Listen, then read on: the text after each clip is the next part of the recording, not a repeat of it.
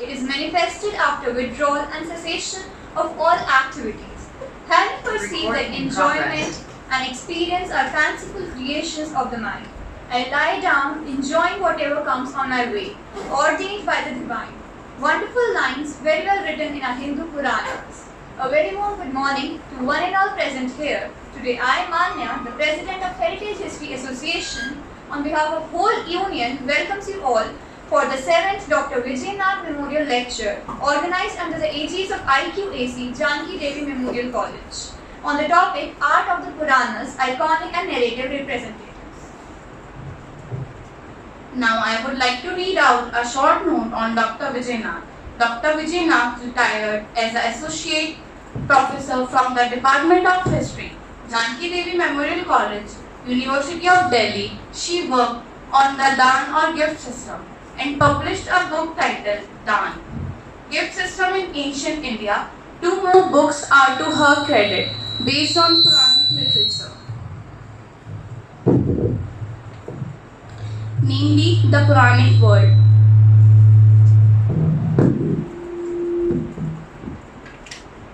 Environment, genders, ritual and myth. Manohar and France are historic anthropological perspective. She has contributed numbers of research papers dealing with ancient Indian social and ritual formations in leading journals and anthologies.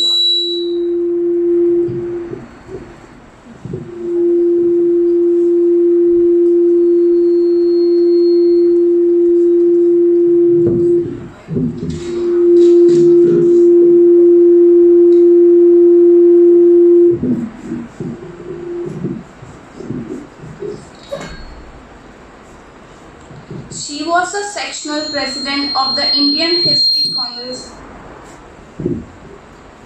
held in Calcutta.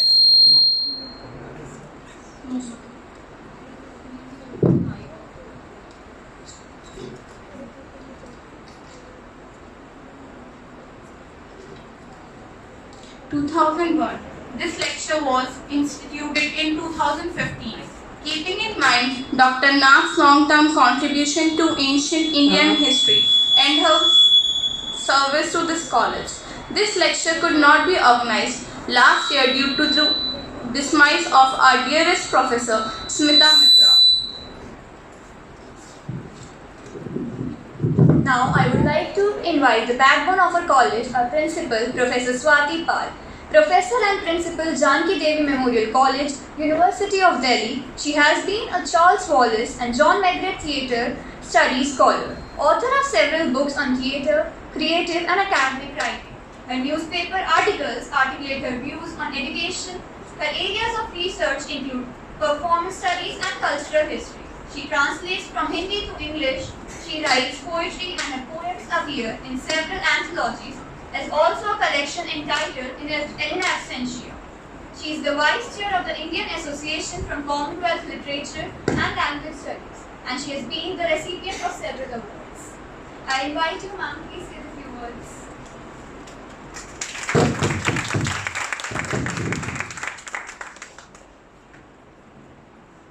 Good morning. Right. So, good morning, everyone. Of course, at the outset, I'd like to welcome Professor Bawa, who has very kindly consented to deliver the Vijay Memorial Lecture this year on a topic which I'm sure is going to be extremely exciting, given the fact that she is a visual historian. So I can only pray that all of you have a very meaningful and an interesting time. I would like to say a few words about Vijay ji, about whom I have the fondest memories. She is the very epitome, even today for me, if I think about Vijay ji, she symbolizes grace to begin with. She was gracious not just in aspect but also in demeanor. When she would speak to you, it would always be with a certain, I don't have the words to really put it together, but with a lot of compassion, with a lot of empathy. she would immediately empathize with whatever you were thinking and feeling, and how old you were, which department you belonged to, etc. never mattered to her. She just reached out to you and you automatically reached out to her. They don't have too many people like her nowadays. So I would say that she has been a very rare kind of a person. Her erudition is something that we've just got to know. A lot of you who have obviously not known her, you can make out that she was a very erudite person, very intellectually, witted all the time. But that never made her arrogant. I saw a lot of humility in her, and I saw a lot of intellectual curiosity. She was always alive to the debates of the time, and of course to her own favorite domain subjects. And again, that is something that we need to emulate. I've always believed that the best way to remember a person, and I'm now also talking about another very dear person of the history department, Mrs. Smita Mitra, who was very close to Vijayanathji. She was actually very close, and she'd really come apart when Vijayanathji had passed away. And today I would like to remember Smita also, because Smita was the one person who would tell me a lot about Vijayanathji, because they were very, very close to each other. So, like I said, whenever we think about people who have passed away, the best way to respect them, the best way to make sure that the legacy that they have left behind continues is to emulate them. As far as Vijayanathji is concerned, I think that vibrant intellectual curiosity on her part, grace and compassion, and of course, as a woman, I must also tell you her wonderful collection of saris and the jewellery, the very persona that she was. All of that would be wonderful if we could carry on with it. And I think it is only right that we maintain a 2-minute silence for Vijayanathji and also for Smita. And so if we could all just rise and maintain a 2-minute silence.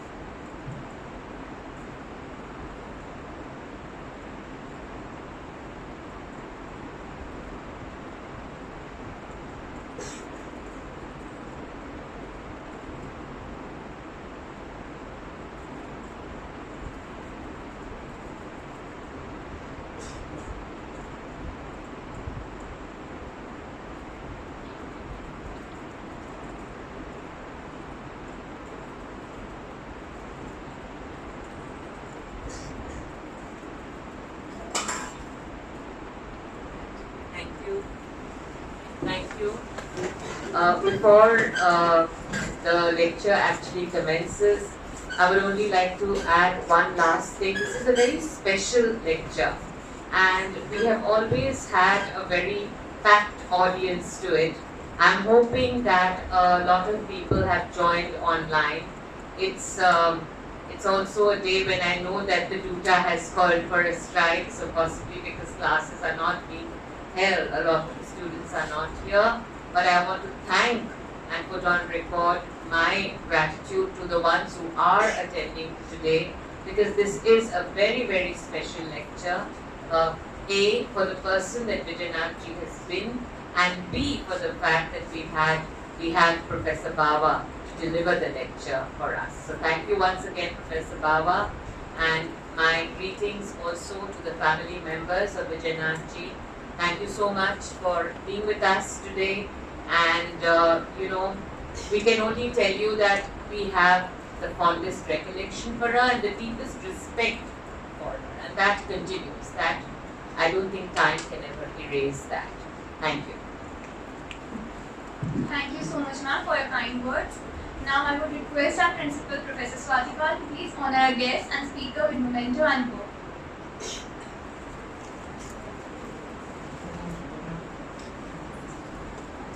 Recording in progress.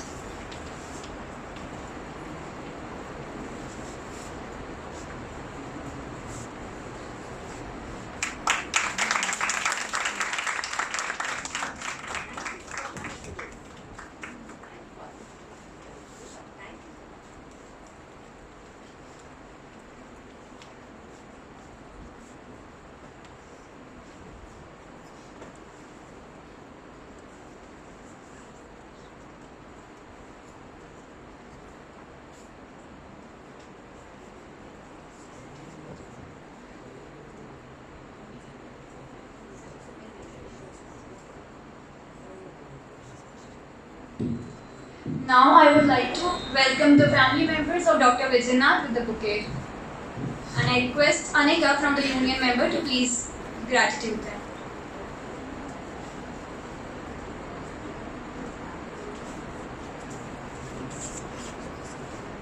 Come.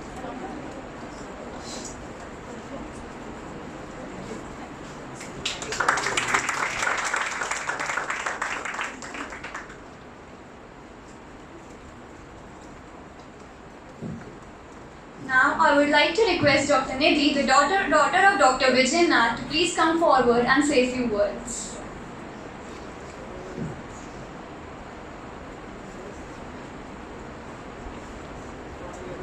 Thank you so much.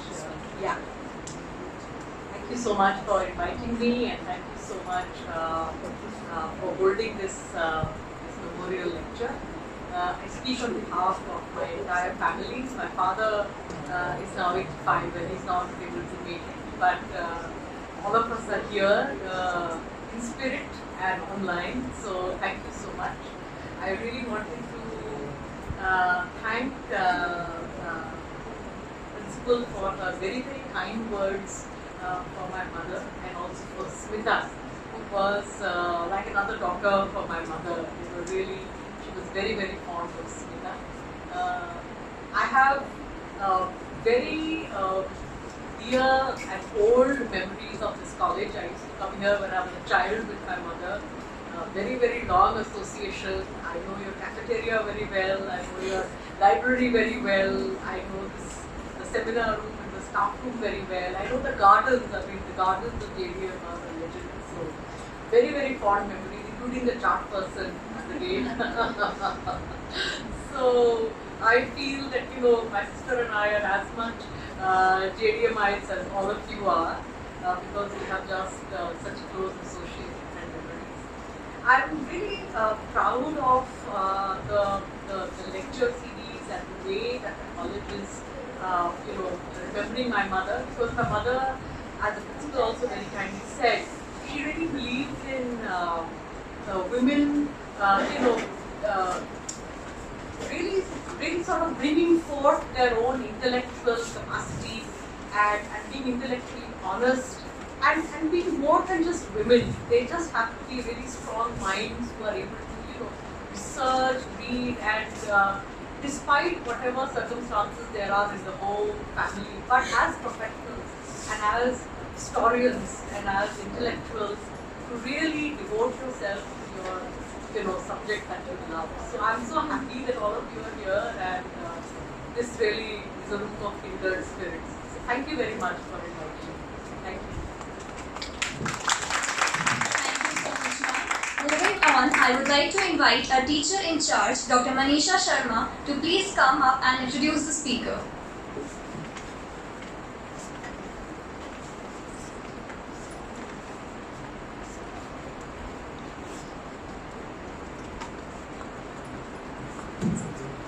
Good morning everyone, dear friends, colleagues and students. I take this opportunity to welcome you all to the 7th Dr. Vijay Memorial Lecture organized by the Heritage History Association, Department of History, University of Delhi. And to grace this august occasion, we are privileged to have amongst us Professor Seema Bawa. As it happens with all eminent scholars, Professor Bawa is in no need of an introduction. As a friend, colleague and professor of history, she has been amidst us for decades together now. At present, she holds the distinguished position of HOD, Department of History at University of Delhi. In her long journey as an academician and researcher, Professor Bawa's academic engagements have been intercepted over different and diverse domain of historical inquiry. And no surprise that she is one of the most widely published scholar among us. Not only have issues related to art, society and gender have varied for her attention, but that of religion, iconography and visual literary cultures too have been the beneficiary of a considered and reflective thinking. Primarily a historian of South Asian art and culture, she in her intellectual pursuits has endeavored to study the multitudinous aspects of early Indian history and society. In these intellectual excursions, we get fascinating glimpse of the relationships in the domain of society, culture, art, gender and sexuality. Discipline of history has been much enriched with her various scholarly articles and brilliant monographs on ancient Indian art and iconography, Himalayan art and religion, along with modern and contemporary Indian art. She is the author of consequential books such as Gods, Men and Women, Gender and Sexuality in Early Indian Art and Religion, and Art of the Champa Valley, that is ranging from AD 700 to 1300. She has also edited Locating Pleasure in Indian History, Prescribed and Pro-Prescribed Desires in Visual and Literary Cultures, published by Bloomsbury India Limited. In her long academic career spanning more than 3 decades, Professor Bawa has lectured extensively in India and abroad on Indian art, architecture and iconography, along with serving as visiting fellow at many prestigious institutes such as National Museum of India, Institute of Oriental Art and History, University of Bonn, Germany and University of California, USA. She has also been the recipient of highly coveted DAT Fellowship to read art and history at University of Bonn, Germany. Her vast readings and envious trove of procedure knowledge have further been applied towards the advancement of varied and creative pursuits such as curation of art exhibitions, workshops, art writing for popular and specialized publications, theatre design and compiling contemporary art history. Friends, now without consuming much of your valuable time any further, I once again welcome and request Professor Bawa to speak to us and thereby inform and educate this gathering about the wonderful and fascinating world of Puranas with reference to the iconic and narrative presentations. Opportunity, the principal, Professor Pal, the teacher in charge, and the faculty, and the students who have very patiently come to listen to me. I will not try your patience too hard. As soon as I see that you're getting bored, I will stop, right? Because I asked how much time should I take and they said it's infinite, which I don't believe it is. And I'm very glad to be with friends. More than colleagues, I have a lot of my friends here. And that's a privilege a lot of us would like to have, so that's something that I would really, and I also want to thank the college for thinking of me to be able to pay homage to Professor Vijay Nath, because she taught me, briefly, but she taught me. in South Campus, religion, the paper on religion she taught me. And I remember more than that, that we were 4 fixtures in the National Museum Library, Professor Vijay, Professor Vijay, Nath, Professor Kumkum Roy and I.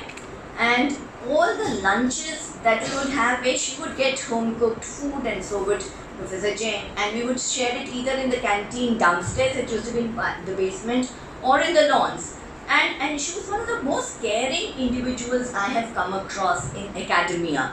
She would be interested, but she would not just in anything else, but also just, khana khaya, kind of a thing. So that is, she was such a gentle soul. She didn't have a bad word to say about anybody. And day after day, I would see her engaging with the Puranas, because she finished a Dana project. So from being a Dana woman, she'd become the Purana woman during the time that I knew her. So meticulously through the Purans, the Mahapurans and the Upapurans, she would go and make these index cards. Very meticulously she would make index cards, and that was something that we learned from her. How to systemize. I wish I'd learned it better, but nevertheless, she was a very systematic scholar, and that was something that really impressed me. And another thing that I want to talk about here is Professor Nath's engagement with her sources. Nothing that she said or theorized was out of context or out of her sources. Everything that she ever wrote, and this is a salutary lesson in history writing, especially for ancient India people, how we have to always constantly engage with whatever source we choose. Hers was a literary source, a very, very difficult source, which is the Purans. Purans are not easy. Purans may seem like facile reading, but they are not. They are actually very complicated texts that are connected to philosophy, to chronology, to very many things, which I will just be touching upon. And this is something that this is going to be part of what I'm going to talk about. There's a little typo there, but never mind. It should be representations. There's no R in that, which Professor Nath would have pointed out immediately to me. Itna thoda dhyan se. So basically, what is it? What are Purans? For students, I'm sure all of us know what are the Purans, but for the students, what are the Purans? And why was Professor Nath engaged with the Purans? And the reason why I've chosen this topic is because I want to engage with her work and try and connect it to my work, in a way. What are the Purans is a very difficult question, actually. We know what do they contain. There are the 5 elements of the Purans. They talk about their idea of chronologies, the yugs and the kalpas and whatever, time. The time is something that they will always start with. Imagined time, cosmological time, real time, so on and so forth. So that's always set out right at the beginning. Then you have a portion on rituals, where you would have this entire karma and whatever. Then there is this portion which is called mythology, but it is actually stories which are giving meaning to, basically gives meanings to deities, how to understand these deities in philosophical, theological, ritual and in religious context. There's a very important portion which is usually on tirthas, and this is very similar to the way that Professor Nath actually visualized the Puranas, as to how the tirthas are a way through which acculturation of hitherto tribal or non-Brahmanical regions happen. So the location of the tirthas is important in the way we understand the Puranas. And of course there is always, not always, but very often there is a portion on iconography which is the Chitra or the Vastu portion of the Puranas. So these are some elements that would define or be part of what a Purana is. In terms of how do we place the Purans in what we understand to be Indian textual sources, are they different from the Vedas? That's always a question, that there is this break that we have, Vedas and then the Puranas, two entirely different things. But that's not true actually. There is a very deep and continuous dialogue between the Vedas and the Puranas, because there is this tradition which is there, which is known as Uvach. Uvach tradition really means that somebody is in dialogue with the other person. It's a Sanskrit term. So Markande, Vajra says to Markande, explain to me the meaning of so and so, and then Vajra, Markande will answer. So there is a dialogic that is always at work in the Puranic tradition. But this is not just in the Puranic tradition. It is also true of most Indian, texts. Whether it is the Vedanta, wherever, this kind of a thing is always there, which I find very interesting, because when we come to iconography also, it's not as if something just came out of the Puranas without a background. And that is going to be where I am actually going to be talking about art in the Puranas. So, since a large amount of my work is on visual art, I have been studying the Puranas, right? I study the Puranas in order to understand the kind of iconographic and narrative forms that come out of it, right?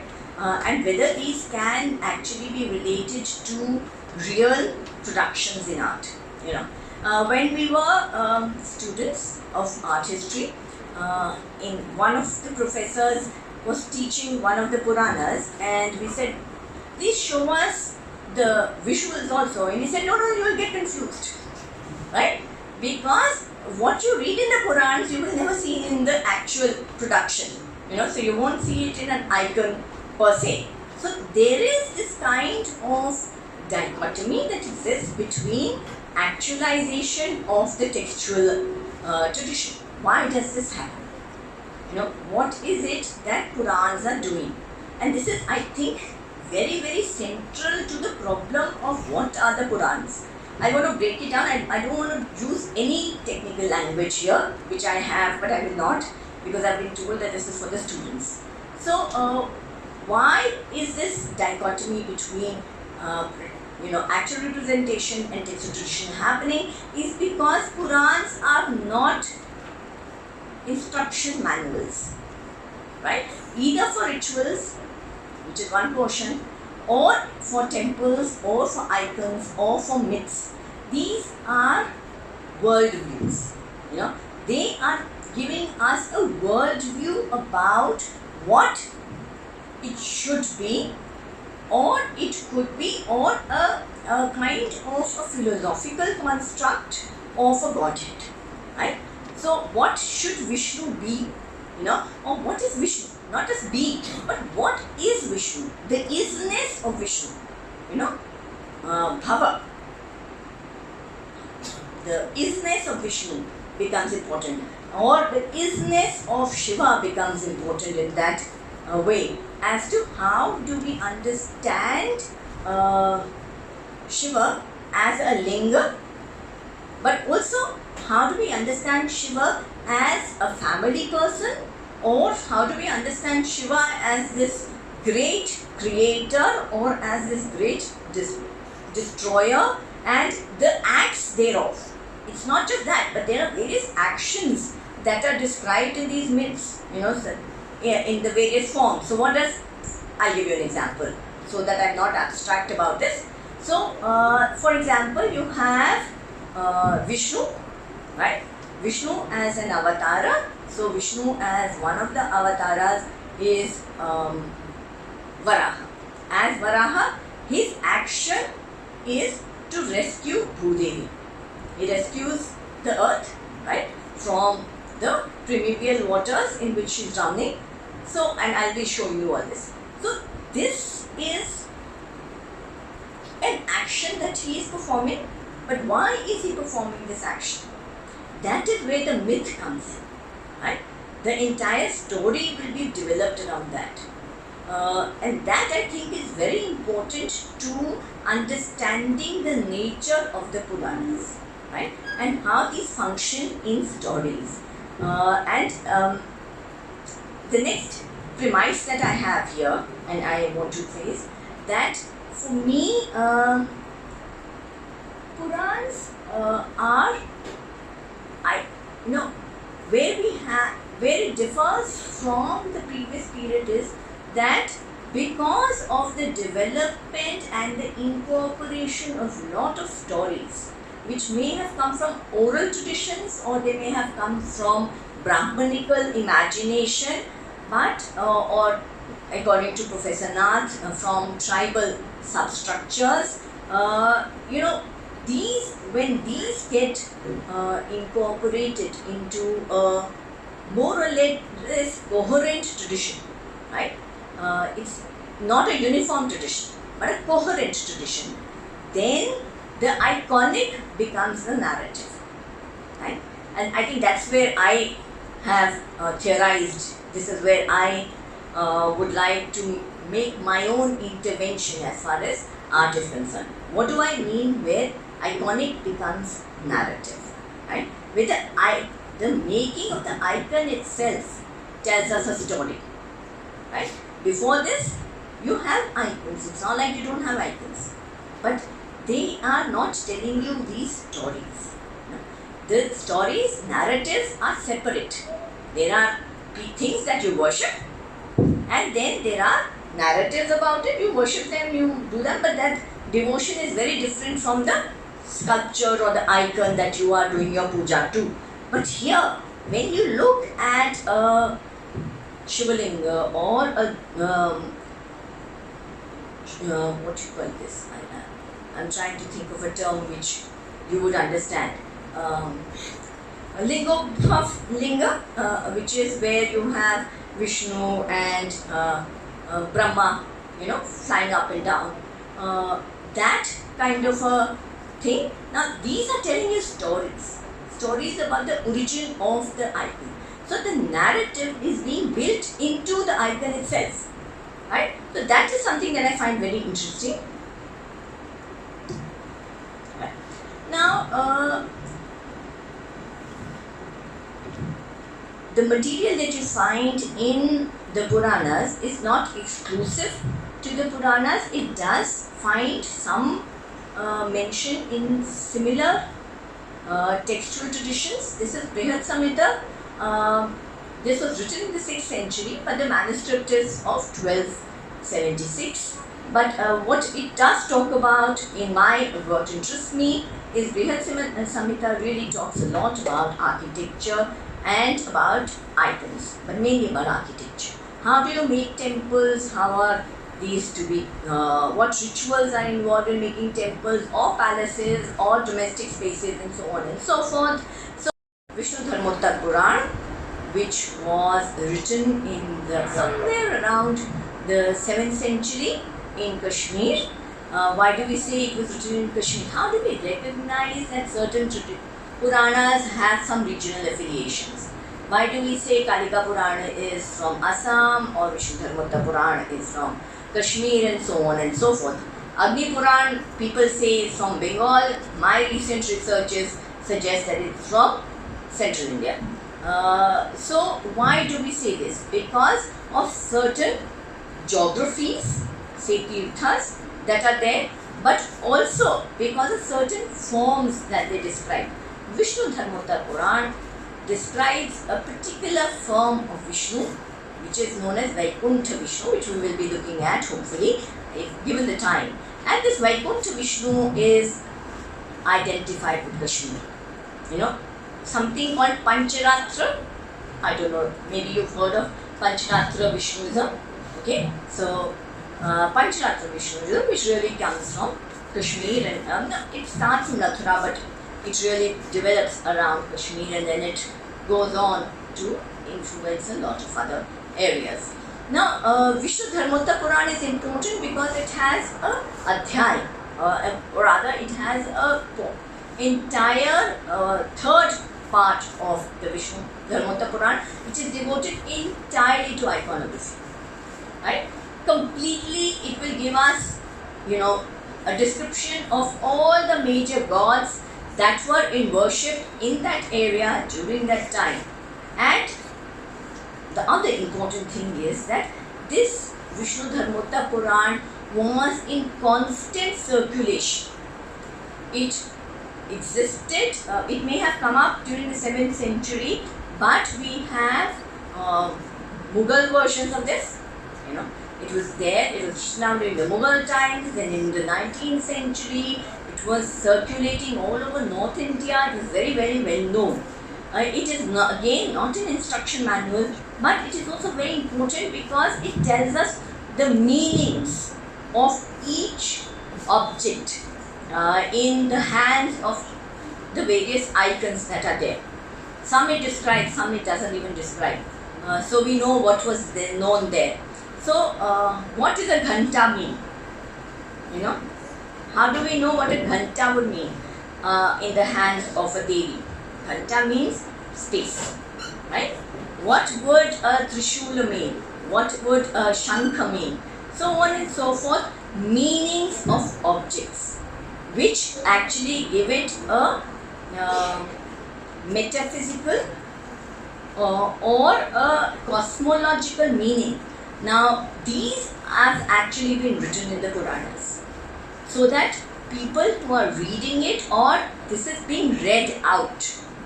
It's not that everybody was reading it, but it was also being ritually read out. As today you have Garud Puran being read at times of death. You have, so many of these texts. Sundarkand, I think, is especially popular, or this Satyanarayan Ki Katha, which comes from a Puranic source. These are being ritually read out, right? You have rituals around which these are actually performed, right? Similarly, in inscriptions, we do hear of Purans being read out, right? And Purans were not completely different from the Smarta Brahmanism. They were very much part of the same system from where Smarta tradition actually is emanating. These are more oral, okay, more performative in parts. I'm sure some of these were being performed because we hear of festivals where these are in temples, where somebody is being paid to perform this, or the king has patronized for this to be read out, right? So these are some things that I think are very closely related to spaces where art was being produced, whether it was temples or during other ritual performances related to temples and certain religious organizations such as mathas, right? Right, now I'm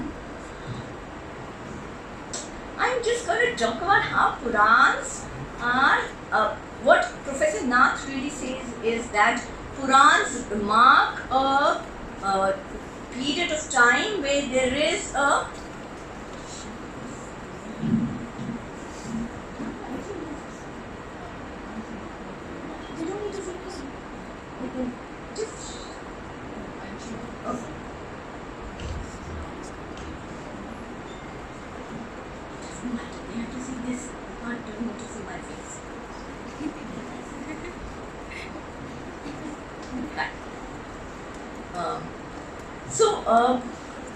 I'm just also, because I was talking about spaces where icons are actually put and where the Purans were probably being performed or recited or composed also. I would talk about Professor Nath's engagement with the idea of two things, time and space. She has talked about the Purans as marking a transition from Vedic Yajna to the Puranic Puja, right? So she talks about this transition where there is this shift to rituals based on devotion to an icon that is housed ritually in a temple, right? And this happens because of the transition from completely agrarian based societies to the incorporation of non-agrarian cultures that were tribal in nature into the Puranic or the Puranic Hinduism, Puranic Brahmanism fold. So when this incorporation happens, a lot of local cults get incorporated into Brahmanism. So it is the acculturation process is not so simple where the high tradition is influencing the low tradition, but it is the low tradition that is actually very, very solidly influencing the high tradition, according to Professor Nath, right? And this results in the production of new institutions such as temples and to the production of mythologies and iconographies that accommodate these kind of acculturations or incorporations into the Brahmanical fold. So, for example, and this is something that I am taking from Professor Nath, is that she says, for example, that some elements of the phallic worship of the linga are coming from the tribal substratum, but also totemistic elements are coming in, so vahanas, which are being worshipped, for example, Dandi or Makara and so on and so forth. These were totemistic worship. They were part of totemistic worship by tribals, and these were being incorporated as vahanas, or something like Varaha. Okay, Varaha was probably worshipped as a tribal deity in Madhya Pradesh and around that, and that gets incorporated in areas around Iran and those Central Indian, Dasharan, I don't know.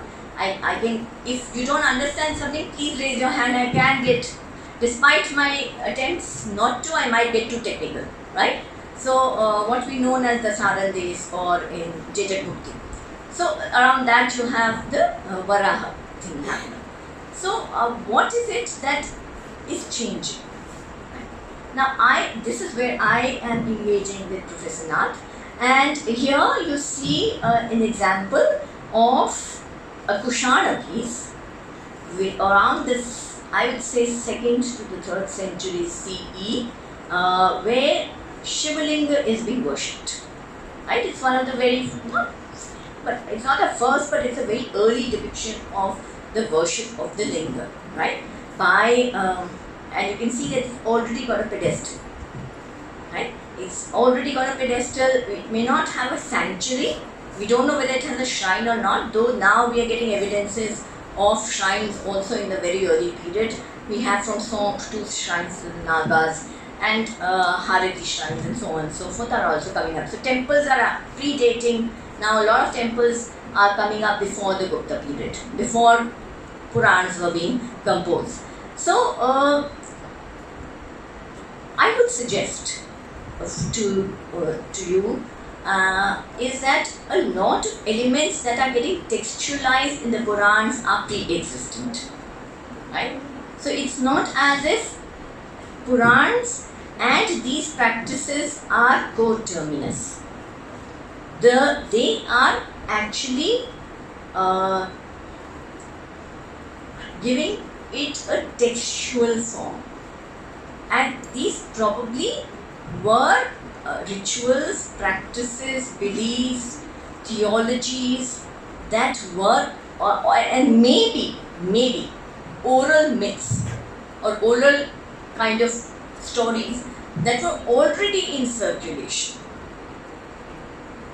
which were then being crystallized in the Puranas. I can only talk about art. I am not a historian of or even a philologist. I am not somebody who reads Sanskrit texts except when they concern me as far as art is concerned.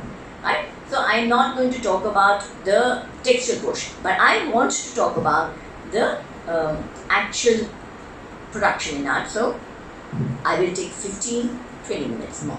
Right? Unless and until you want me to stop now, which I can do.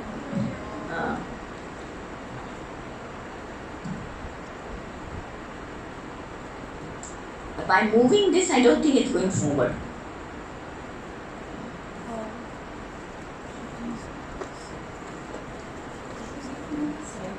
Yeah, I'm trying to move this one. It's sitting over. Slide. Enter से change होता है pipe नहीं हो रहा.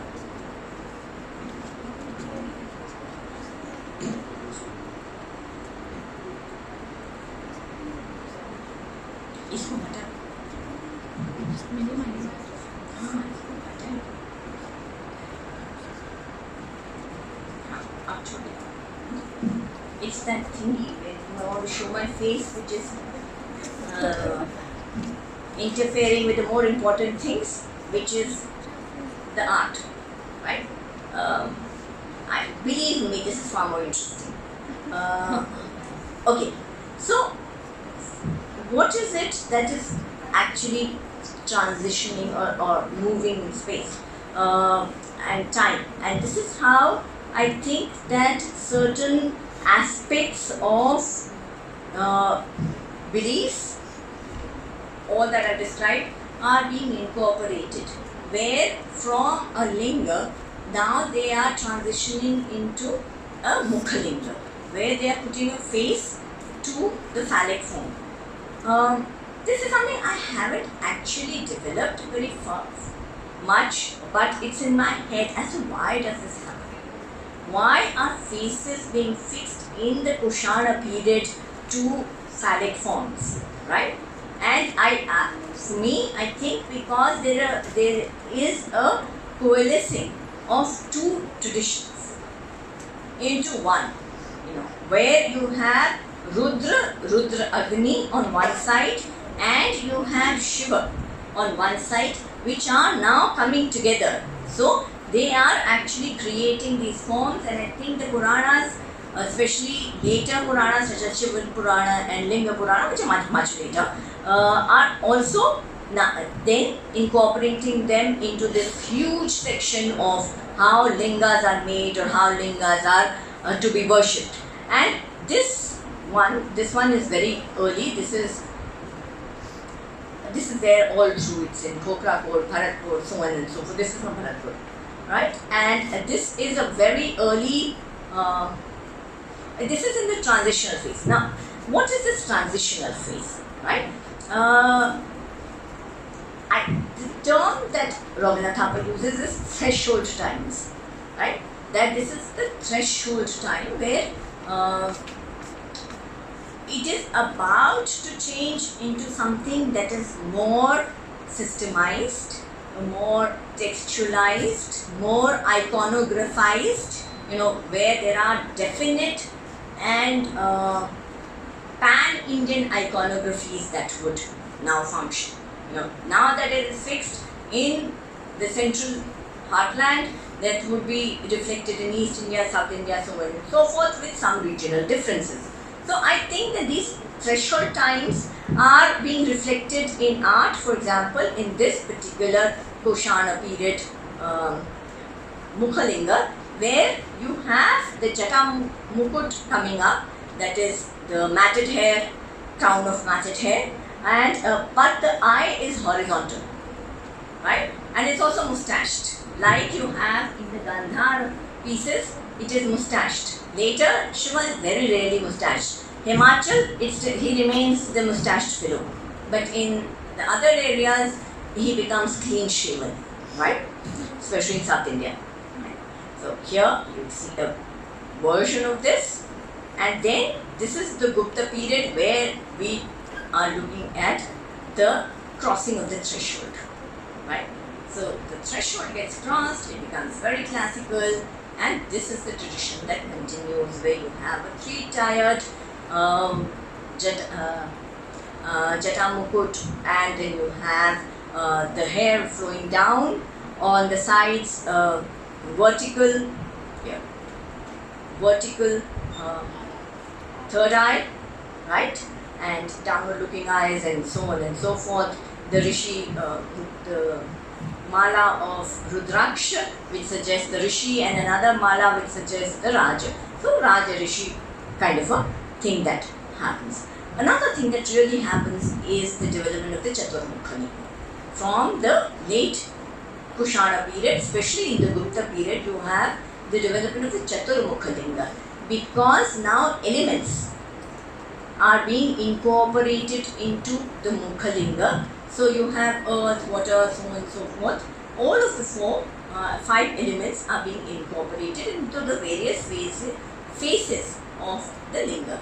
I do not have the time to go into the exact metaphysics of each, and but some other point, anybody is interested, they can come and talk to me, and how this gets textualized in the Puranas, and why the four faces. मतलब एक काफी नहीं था, चार का ही और ऊपर से एक और imagined face है. क्यों?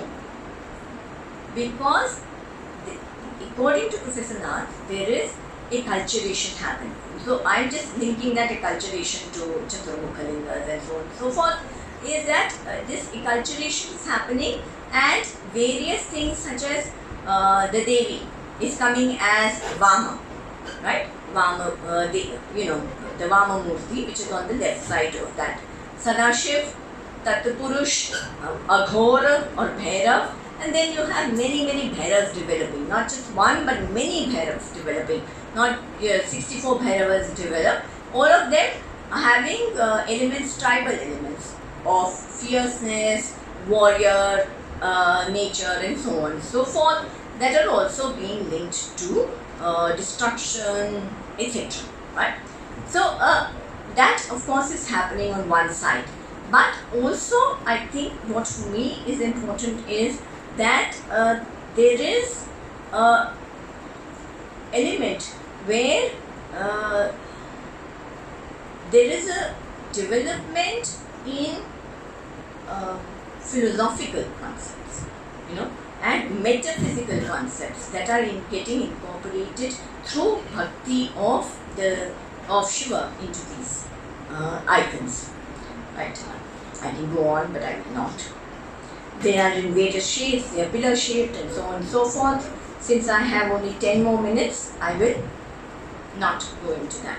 This is again threshold time, so this is where you have elements of early phallic elements very much there in the ichthyphallic position that you have of Shiva.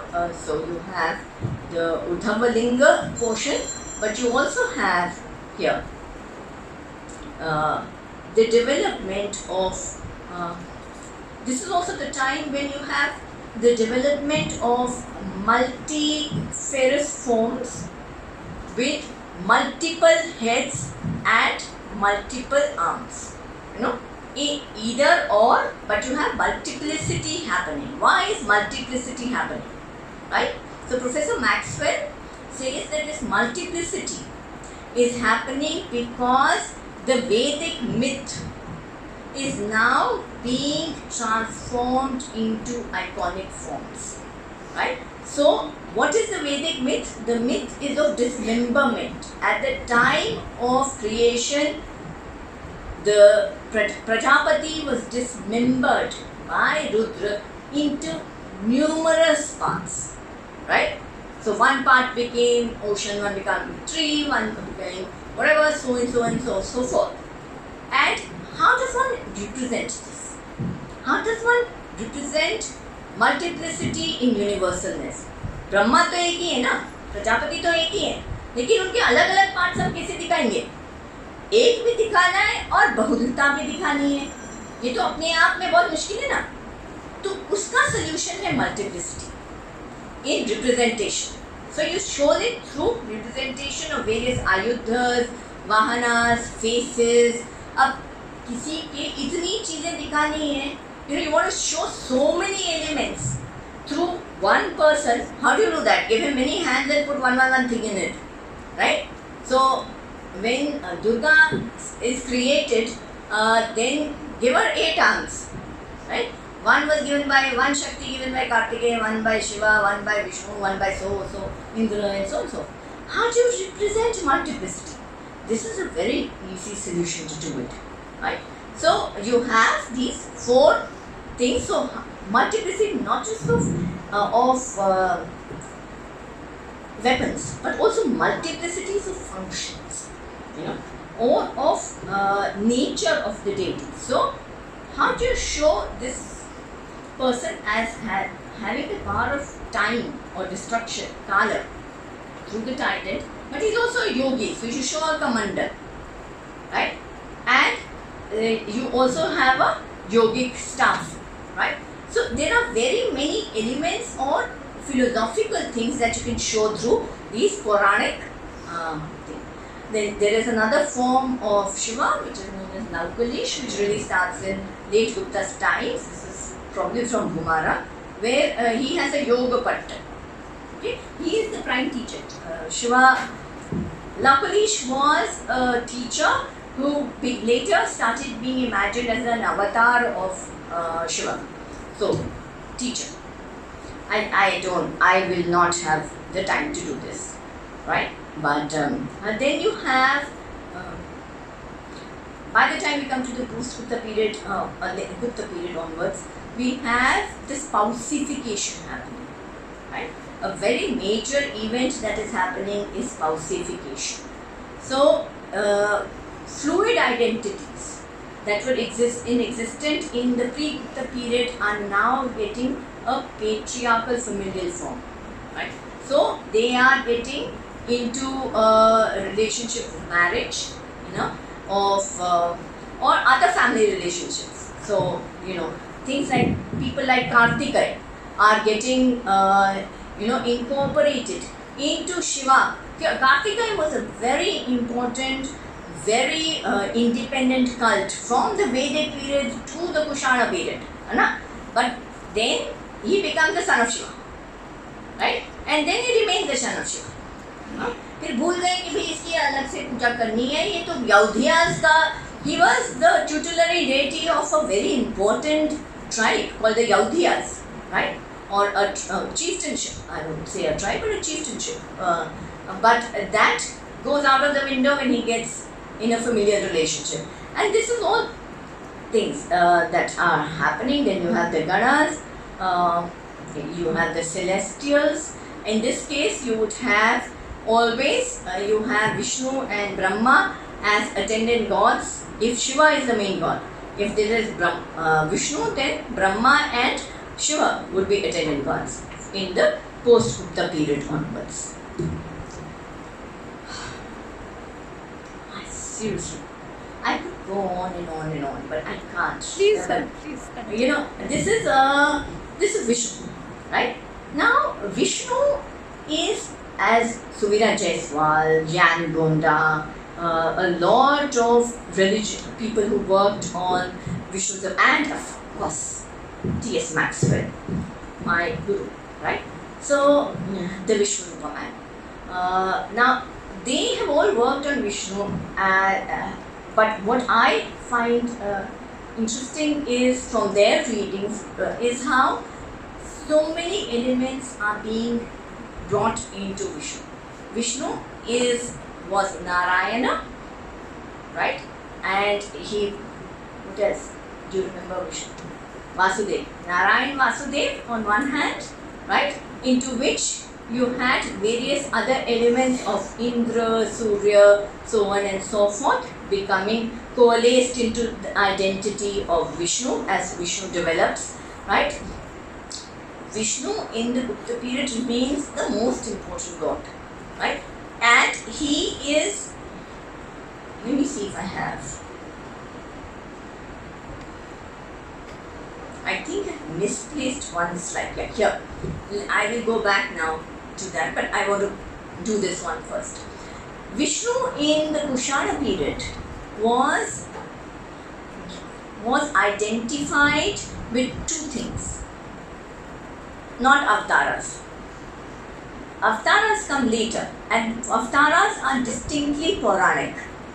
But before this, you have Vishnu as Vyuha or emanations. So Vishnu emanates from the main Vasudev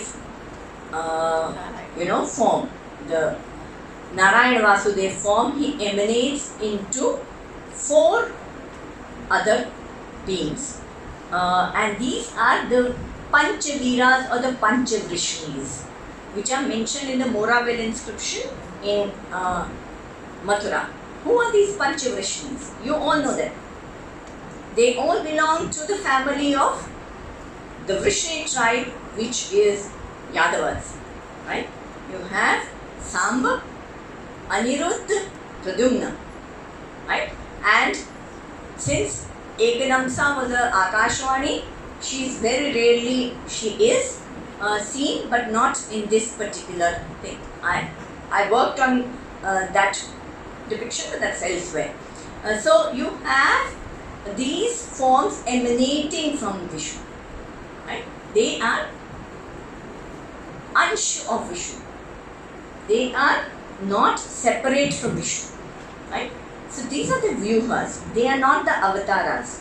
Avatara is where Ansha descends. They are simultaneously chronologically existent with Vasudeva, right? I will go back now to, when you get bored, please raise your hand, right? And I will stop. Right, so now something like an early or a late Gupta temple, but still early in terms of temple architecture, you have the Deogarh temple, the Dashavatara temple at Deogarh. Everybody's heard of it, so I've taken that because you've all heard of it. It's a familiar territory. But what is happening here is that here Vishnu is taking his mythological forms. Mythologies are being depicted and visualized here, right? So you see the Gajendra Moksha form of Vishnu here, where this is Gajendra, this is the Naga from whom Vishnu has actually freed this elephant, the Nagini or the Nagarani. But what is important is here, right? Out here, what do you see? You see Garuda. Garuda is flying, and on him is seated Vishnu. On the front doorway, you have Vishnu seated on Shesha, coiled, whatever shape. So, 2 very important animalistic forms of the Adler in English, Adler eagle, right? So the eagle of the Garud, which is kind of an eagle, and the Sarpa, the great Shesha, these are being incorporated into the Vishnu cult, right? Through Puranic mythological structures, and they are now being visualized either independently or through Puranic sources on temples, right? And anybody who goes around the temple will necessarily see these, right? In the Pradakshina, when this person will go around and Pradakshina becomes mandatory, Pra means to keeping the temple to the right. So, and Darshana, that's the way you have a darshan of the temple. So, you will be looking at this. So, you will be you would be able to, through yourself, your own knowledge, or through the Brahman interculator who is there. There would be a Pandit, Purohit, Brahman interculator who is there, who is going to be performing the puja, right? In the mandir. He will tell you the story if you don't know it. कि देख क्या रहे हो तुम, है ना? तो और यहाँ पर you see the attendant deities with holding the crown. So these are the Gandharvas, but you can also have other gods here. This is where it gets interesting. This is Nar and Narayan. Okay. Now the story of Nar and Narayan is mainly available in the Vishnudharmottara Purana.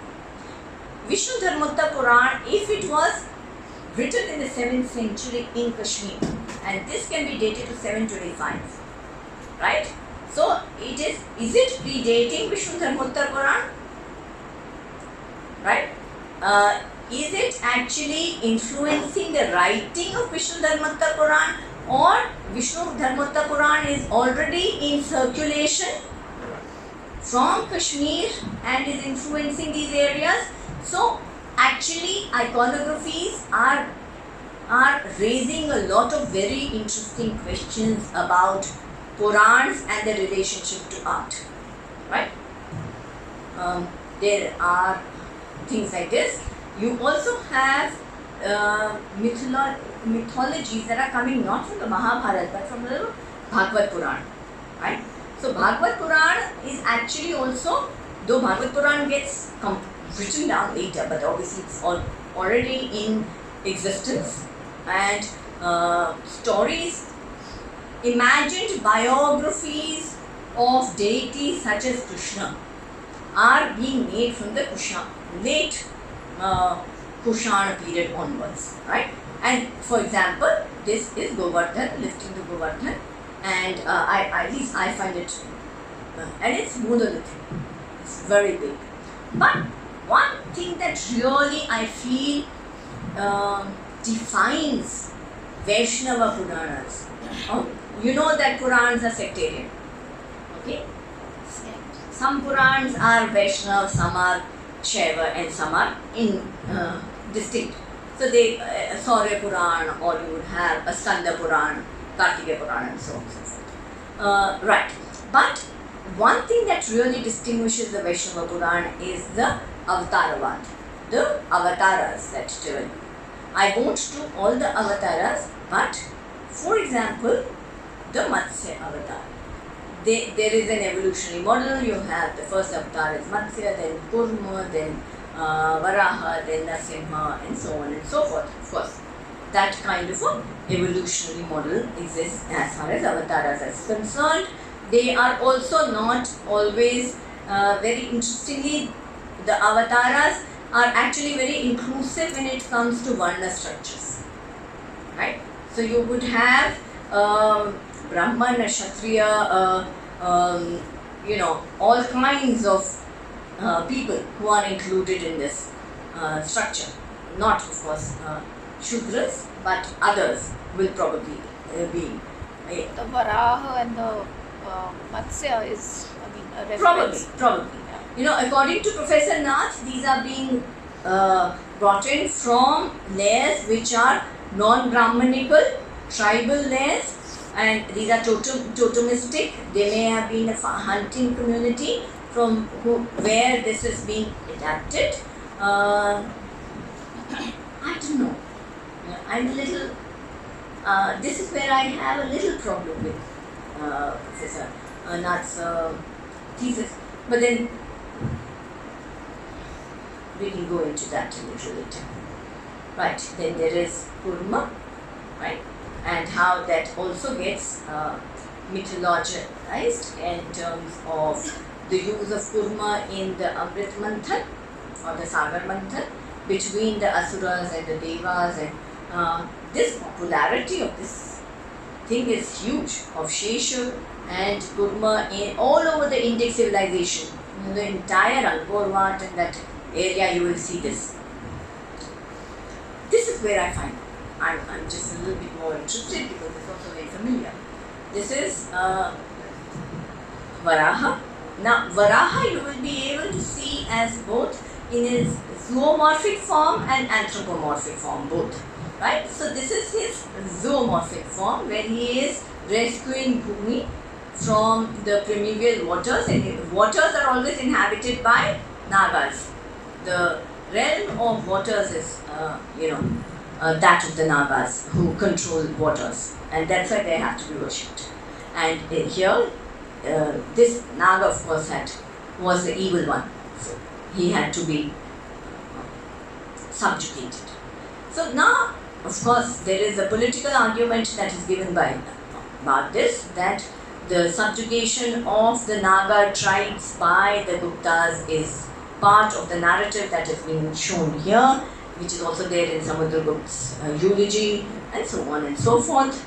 I think that it's far more philosophical and metaphysical in its content, because you have all kinds of people who are being rescued. A lot has been written about Gupta and the political symbology of art or of the avatars in the Gupta period. Ganga, Yamuna, these people, if you want the readings, I can give them to you, but obviously I cannot go into it in detail.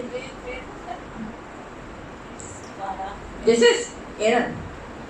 This is Aaron, which is in Bina district, about 70 kilometers from Sanchi. It's between Sanchi and Deoghar. Very difficult to find. मतलब वो आप खड़े होके नहीं पता लगता ये भैया कहाँ है. हाँ? अगर कोई बंदा ना मिले तो वहाँ पे आप घूमते ही रह जाओगे. बहुत ही मुश्किल होता है. It's really seriously in the middle of nowhere. Now, it must have been part of a very prosperous trade route at one point, because it is. This is also where you have Toraman's, the Huna territory. You have inscriptions by Toraman, Meherkul, so on and so forth. You have the avatars, not just Varaha. There was a mandapa or a very big pavilion over this. So Varaha mandapa, but there is also monumental Narasimha from this place, which is now one part of it is in Sagar. Right. But then you have Vaman. Vaman is shown in two ways. One as a dwarf, but she is also shown as Trivikrama. Right? And Trivikrama increasingly becomes more important by the time we come to the 8th or 9th centuries CE, because it shows victory over the three worlds and the myths that are therefore incorporated. As I said, narratives are incorporated into the iconic forms. So all that is how the change really happens. This is Amrit Manthan that is there on top of Udaygiri. Alright, I will just do this and then I will finish up in 2 more minutes. This is Vaikuntha Vishnu. So the Vyuha form that we had seen, right, and the Avatara form that we had seen becomes a very important representation from Kashmir to all over North India and the Himalayan zone, where Vishnu is shown as incorporating within him, of course, Narayana. Okay, Narayan Vasudev, you see right in the middle, sorry. And you have Varaha, Narsimha, and an invisible face, sometimes it's visibilized, sometimes it's invisibilized, of Kapila, right? The Rishi Kapila, which is the terrific face. So, if you have Aghor or Bhairav in Shivaism, then you have the Kapila in Vishnuism. So, there is competitive sectarianism here, which is also showing through iconography, but elements of his forms are emanating. And this also develops into the Vishwarupa form, right? Where all of the cosmos, all is being represented through Vishnu. So Vishnu's supremacy is being declared. Narsimha. And the myth of Narsimha is extremely interesting, because how the Asura is actually being dominated by and also how Shiva is also being dominated, how his boon is actually being negated. And this is my favorite of all Narasimhas in the world. This is from Bharmor. It's about this big, and the way he sits like an old man on a bench. So, and of course, it's a very beautiful place. It's in Himachal. So, you see the peaks at the back. Very briefly, Ramayana. So, all of you know the Ramayana story. I will not tell you the Ramayana story, but Ramayana and the Bhagavad Puran also get a visual form during the Gupta period, which coincides with this. So, you can see this is the Marich episode. This is post Marich episode where Ravana comes. Then when he goes looking for, then he meets the Vanaras, and then the Vali and the Sugriv conflict. This I like.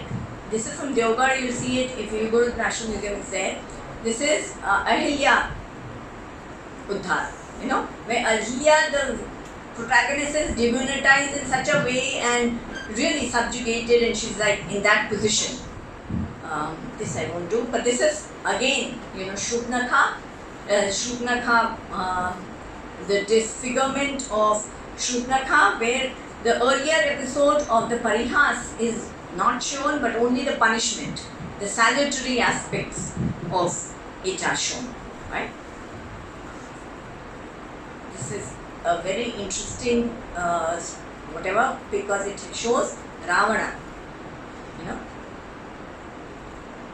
This is Ravan Anugraha Murti, but this is Ravana lifting up and taking them around. As I said, these are the final slides, which is that by the time we come to the high Puranic period, you have all the narratives, you know, being built into the prabha or the frame of the icon itself, right? So you will have all the other tutelary deities, you will have the attendant deities, you will have avataras. All of this is now being incorporated into the frame of the icon. Isko dekh lo, sab dekh liya. Like this one particular one, where you see that a lot of myths are actually being visualized into one icon, and that I think is Shaktism is coming into it, and these are the Matrikas that are coming into it, who are being spousified, and that is it. Because the last portion always goes for a toss, because I never have time, and I've already taken too much time. So if you have questions or whatever that you would like me to answer, please.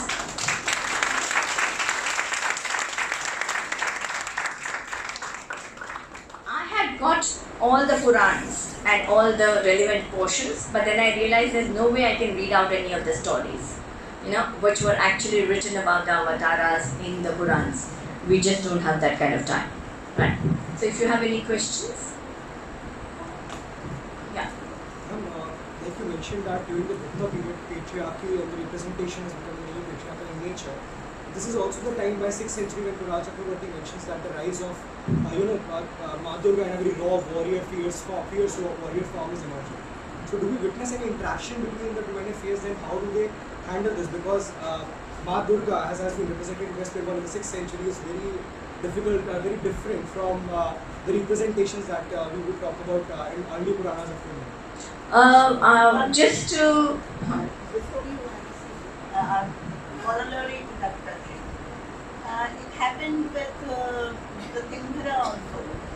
Whether she is, whether the Singh Avatar is after her, that she may be a tribal goddess, and the ferocious goddesses are never loved in our patriarchal system. So a male form or she is, or both together, because they are very much similar in their acting.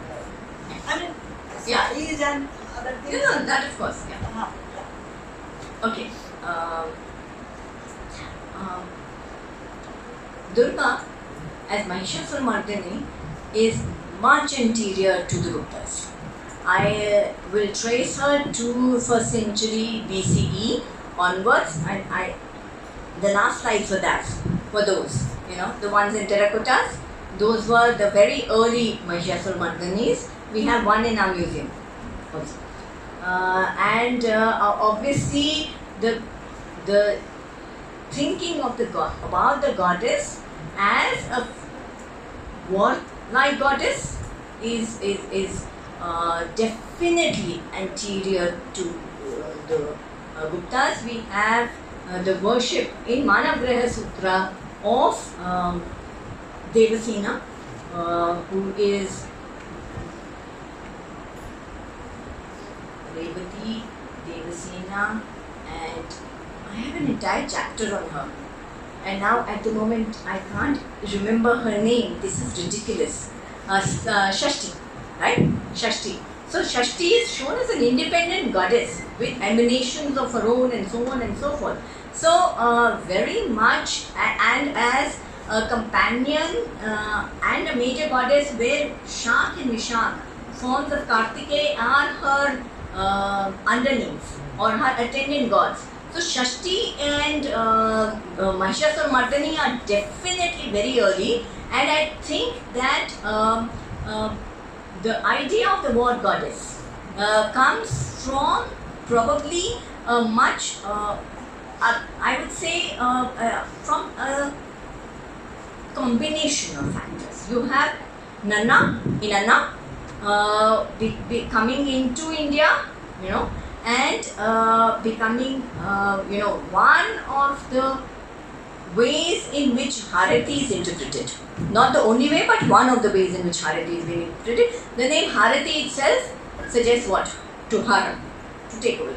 So there are fierce goddesses, Balagrahas that already exist, Matrikas, which later becomes pacified in the Mathura period, are actually animal-headed and bird-headed and so on and so forth, and very independent, right? So I think that the independent status of goddesses, and many of them are invisibilized or disappear from the pantheon, especially when major pantheons come into being. A lot of these are just going out of worship, going out of fashion, or being incorporated in various ways into other data.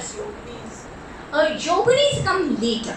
Yoginis as a concept are coming later, and with the rise of Shaktism. Yoginis as independent deities are not seen before the 8th, 9th century. I think Bheraghat and other places that you have these yogini temples, Mitavali, etc., can be dated from that period onwards. I don't see a yogini before that. I tried, but I couldn't find one. Yakshis, yes. You have a lot of yakshis which may have been they can't be prototypes of the yakshis, can't be prototypes of that. So, ask you a question. So, this is about the avatars of Vishnu, and incorporating them as part of whatever was local, etc., is one. But there are theories about how several ancient civilizations had similar, like the fish, and the legend of right Gilgamesh onwards. Right. So, Noha, Gilgamesh, correct. so on. How do you make sense of that other thing, that these were actually international in some sense? Well, I think the anthropological theory of independent origination is something that we can think about. That when you have similar conditions, similar kind of imagined rituals, imagined forms, imagined religiosities emerge. So that is one way, because monkey god in Mexico, always we say there is a monkey god in Mexico, right? So it is Hanuman. It probably is not Hanuman, but they also had monkeys and they imagined them as divine forces, right? So why not? crocodiles in Nile and crocodiles and makaras in India.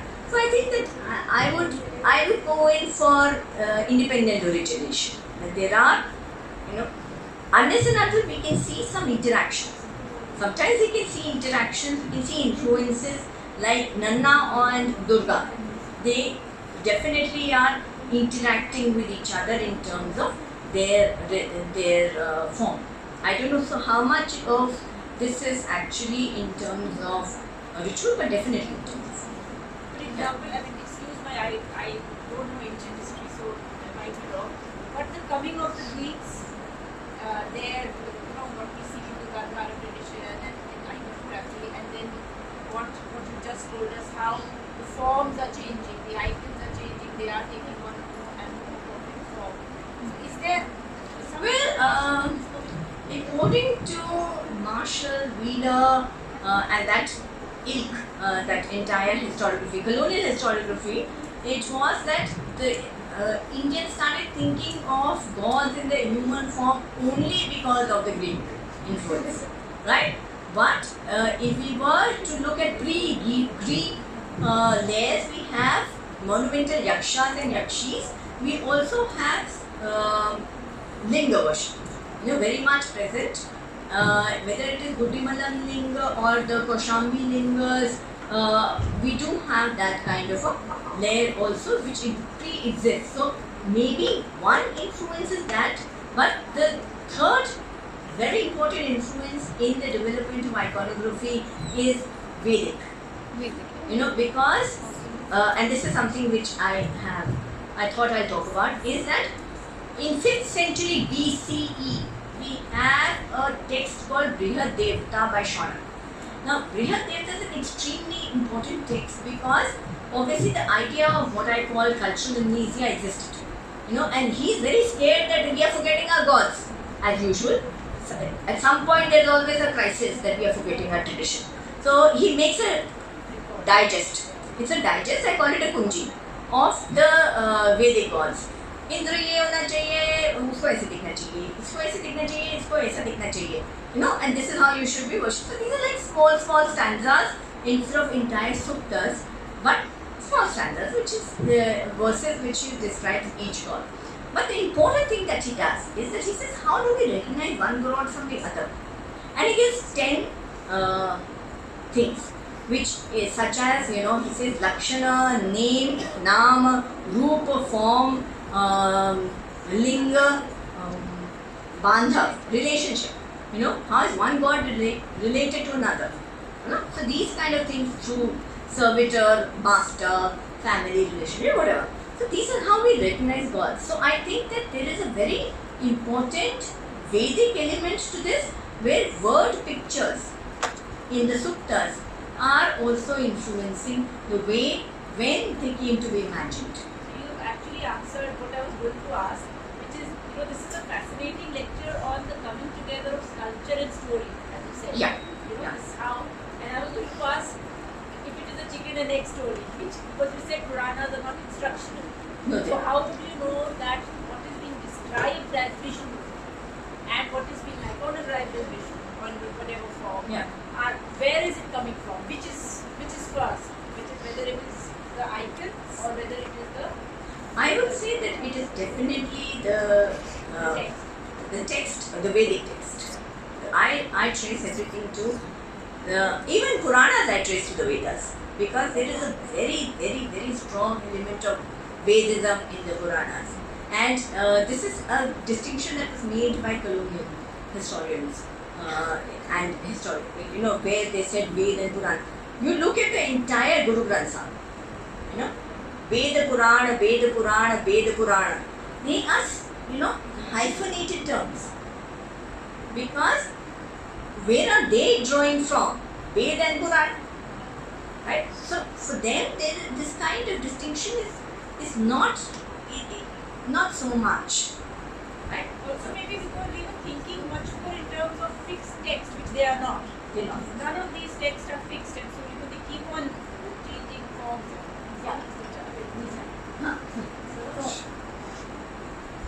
My question is, I'm not a student of early here. As in the Veda, we see a change in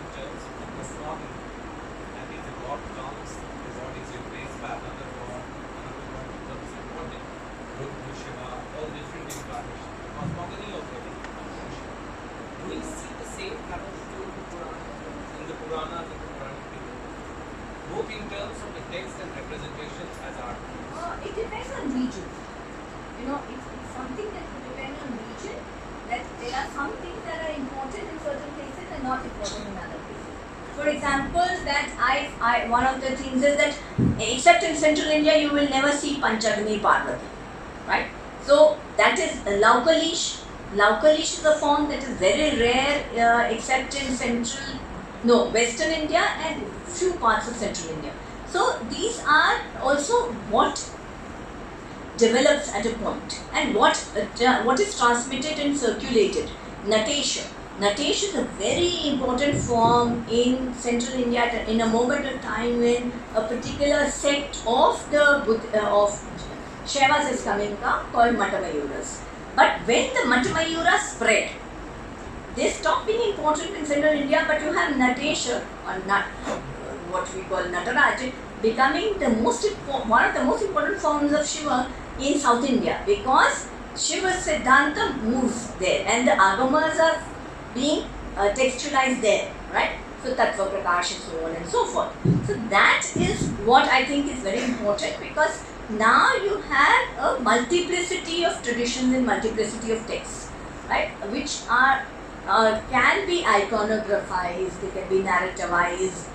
So I think that is an important element which is happening. Of course, these are very fluid lists, very fluid. You have 24 avatars, you have 32 avatars, you have 10 avatars. The avatars and 10 avatars will change from each of these. And now I am starting to question also the strict sectarian nature of iconographies, because I am coming across a lot of evidence which is contrary to that belief. So I think my next argument in this is going to be that perhaps we need to relook it and revisit this entire idea of sectarianism, a strict sectarian boundaries. Students, questions?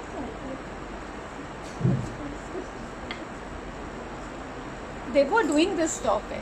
Now, I was just wondering then, how do we figure out the reception of this art? I mean, either everybody is very encultured in the mythology, in the locale of that, form, or they're just overawed. How do we figure that out? Audience is always a problem, right? Because we cannot, in terms of we can only kind of estimate the audience, and how do we estimate that is through efficacy.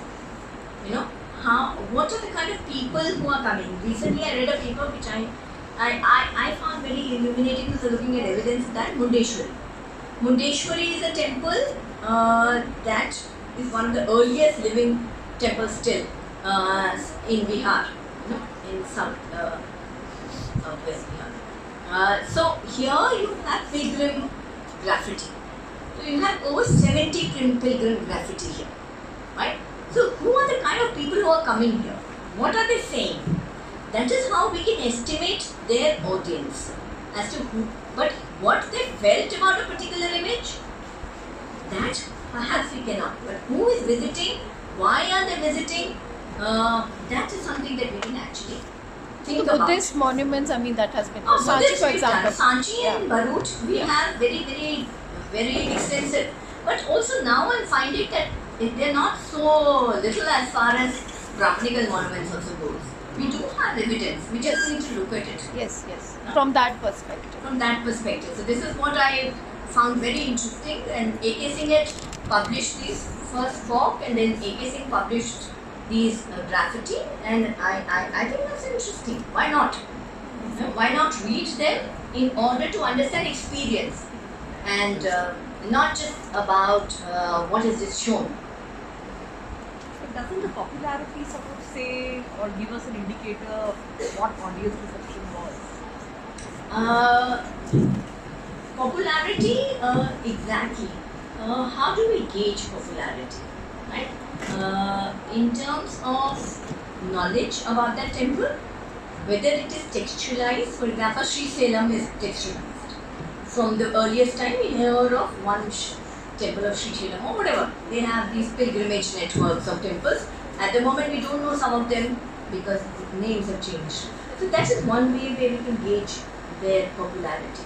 I don't know about, yeah, if we have pilgrim records, yes. If we have donations, yes. But there are some temples where we have nothing.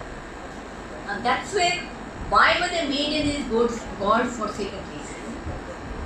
Or were they not God-forsaken at some point? Is something that we think about.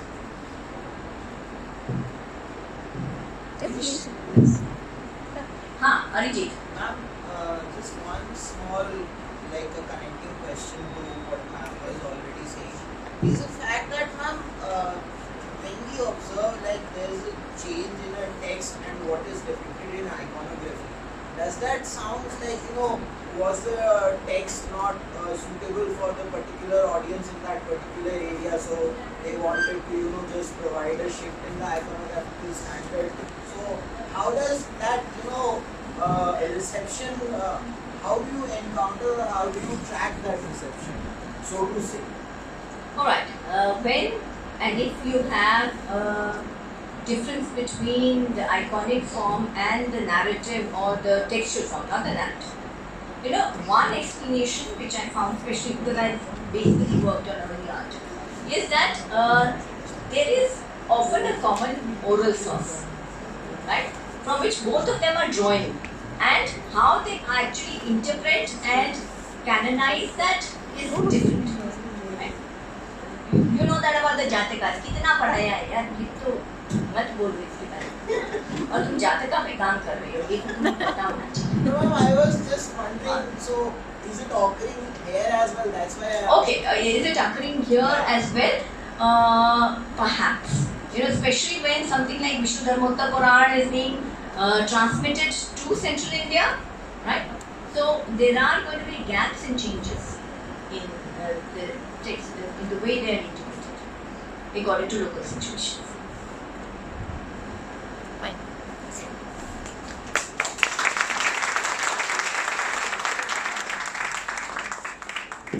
Thank you so much, ma'am. This was really an intellectually stimulating discussion, and I think even students would be really benefited from this because Purans and everything we keep discussing is that how do you define Puran and what are the transformations that we witness in the visual representation. So I would really like to thank you for sparing time and coming here and giving us this really lovely talk.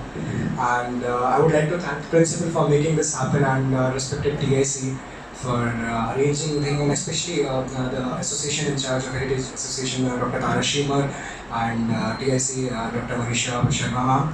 And thank you to all the faculty members and students, and especially volunteers, who have come early morning and made all the arrangements. So thank you everyone for being here, and it was great to have you. And I would also like to request all the faculty members to stay for lunch after the talk. Thank you.